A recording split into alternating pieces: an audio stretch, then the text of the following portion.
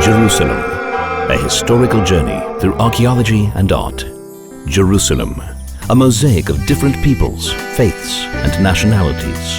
Nevertheless, despite this diversity, under the sovereignty of Israel, Jerusalem is a city that works.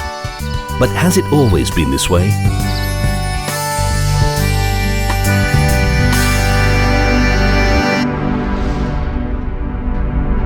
The first historical mention of Jerusalem is in the Bible, in the era of the patriarchs.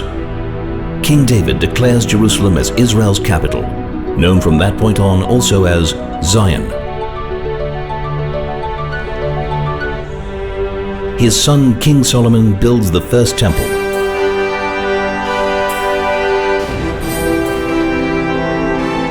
But the temple is destroyed by the Babylonians, and the Jews are exiled. King Cyrus's declaration enables the Jews to return and rebuild the temple.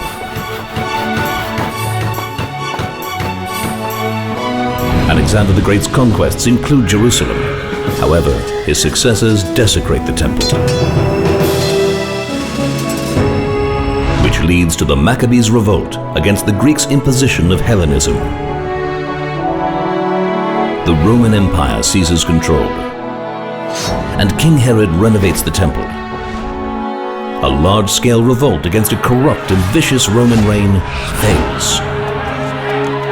The Second Temple is destroyed, and the Jews are banned from Jerusalem.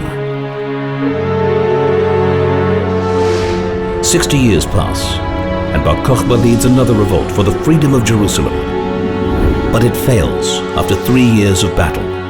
Jews are banned from the city, renamed by the Romans Aelia Capitolina, in order to eradicate its Jewish heritage. Roman Emperor Constantine converts to Christianity and reinforces the ban on Jews entering Jerusalem. A new religion, Islam, sweeps through the Middle East. Non-Muslims are declared second-class citizens. Crusaders conquer Jerusalem in a bloodbath of Jews and Muslims. 2,000 Jews are burnt alive in the main synagogue, and the city is depopulated of its previous inhabitants. The first organized mass Jewish return arrives from France and England. The Mamluks defeat the Christian kingdom of Jerusalem, and building and renovating of synagogues and churches is banned. The great Mishnai commentator Rabbi Ovadia of Bartanura settles in Jerusalem. The Ottoman Empire takes over, imposing restrictions on Jews and Christians, and Sultan Suleiman rebuilds the walls. But as the empire declines, Jerusalem is badly neglected. Still, the Jewish people stream back, build new neighborhoods, and re-establish their majority by 1863. World War I breaks out. The Ottoman Empire collapses and makes room for a new Middle East. The British Foreign Secretary, Arthur James Balfour, declares the establishment of a national home for the Jewish people. Britain receives a mandate to create a Jewish homeland, but forbids Jews from blowing the shofar or reading holy scrolls at the Western Wall. Thousands of Muslims are incited to unleash an attack against Jews in Jerusalem and Hebron. 86 Jews are brutally murdered, hundreds are wounded.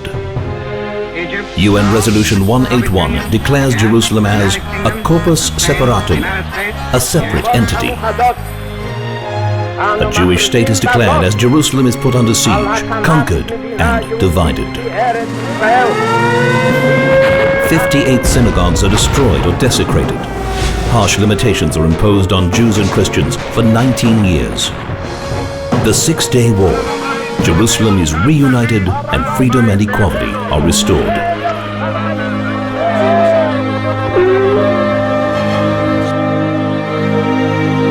Throughout history, only Israel has protected the freedom of all peoples and faiths in Jerusalem.